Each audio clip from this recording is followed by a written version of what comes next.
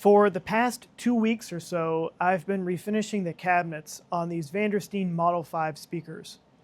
I went with a fun, bright blue color, and it's definitely going to stand out a little bit, but I thought that was appropriate for a speaker that is shaped in such an odd way. There's really nothing conventional about this. It's not square, it's not rounded, it's very angular and abrupt. And for that reason, we chose this nice light blue color. Now, I'm going to share a time-lapse video of what it took to get these cabinets to look like they do now. But first, I want to show what I did underneath of these grills. And underneath of these grills is really the most important part of these speakers. I've got things mostly complete from an electrical standpoint. I did have to work on the drivers a little bit, and I'll share some details about that soon. But when it comes to the cosmetics of these speakers, I redid these whole tops. And these are built with a sandwiched, layered construction of MDF boards. And over the years, those boards have swelled and contracted, and they've created cracks inside the old paint.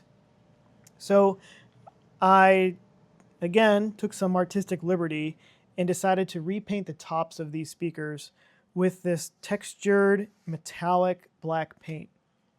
And again, since I went with a bright, interesting, in-your-face color with the bottom of the speaker, I thought it was appropriate to go a little bit over the top with this portion, especially because it's hidden underneath of the grills. Now, anybody who knows these Vandersteen speakers will immediately recognize that the diffraction felt has not been reinstalled. I still am going to get to that. I reached out to Vandersteen for some parts and also new felt, and I will be putting that back on. It's a shame that this part of the speaker, which I think is a really interesting physical design, is actually hidden underneath of these grills. But I also understand from an acoustic standpoint why it's important to keep these grills on. And this is how I plan on keeping them.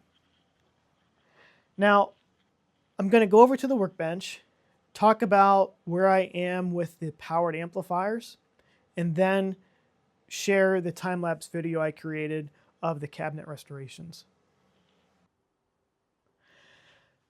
I mentioned in the first video that I'm actually working on 2 pairs of these speakers at the same time.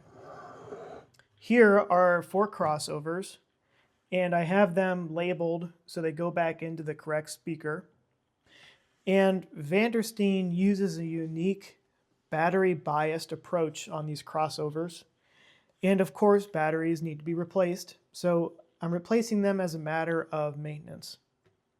And while I was working on these, I decided I should probably look at the subwoofer amps themselves. After all, they are from the late 90s, and they're probably due just for a quick once-over. Now, the first pair, which is this amplifier and this one, both seem like they're okay. These actually have the earlier serial numbers of the 2 pairs, but everything looks nice and clean. I will replace the filter capacitors just, again, as preventative maintenance while I have everything apart. But the older pair of speakers is exhibiting some signs of stress. And I'm going to come over here and use this amplifier as the example. Now, again, these are from the late 90s, so these components aren't incredibly old. But if someone was to leave one of these plugged in for many years and use it regularly, these filter capacitors were definitely going to be showing some signs of use, especially on this pair here. It might be tough to see in the video, but this capacitor right here specifically has failed catastrophically. And there's two more on this channel that are actually leaking. The electrolyte has essentially cooked itself out of the capacitor, and the domes of all 6 are bulging, which has basically told me these have all been under a lot of heat stress. Now, the matching amplifier for this pair isn't as bad as this one, but it's still definitely not as good. This capacitor here in this upper left corner is leaking all of its electrolyte out, and it is actually leaking so much that it's starting to gather here on this one. I am trying to figure out what is going on with an additional component on these amplifiers that is not on the other pair, and that is this extra power supply that is down here. And it's powered by a set of windings that are actually physically wound around the outside of the transformer.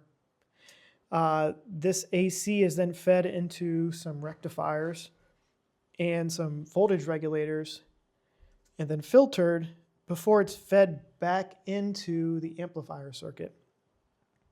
I've reached out to Vandersteen and have not got a response yet, but I'm sure they will. I would like to make sure that was a Vandersteen modification, and then while working on these amplifiers, I plan to try to make sure everything is working as best I can before putting them back in the speaker. It's a given that all the electrolytic capacitors will be replaced, but I'm unsure about what to do down here with this additional power supply. I'm hoping in the next video I can go over that in a little bit more detail. But for now, that's where this project stands. The crossover and the amplifier sections is where I'm spending my time. And then I am expecting to go over the setup process, which is no small feat because these Vandersteens require a special high-pass filter that gets installed between the amplifier and preamplifier, and I'd like to demonstrate setting this up in the third video. So now I'm going to transition over to a time-lapse video of the cabinet restoration. If you have any questions about these speakers, or if you have any experience working on these amplifiers, please let me know.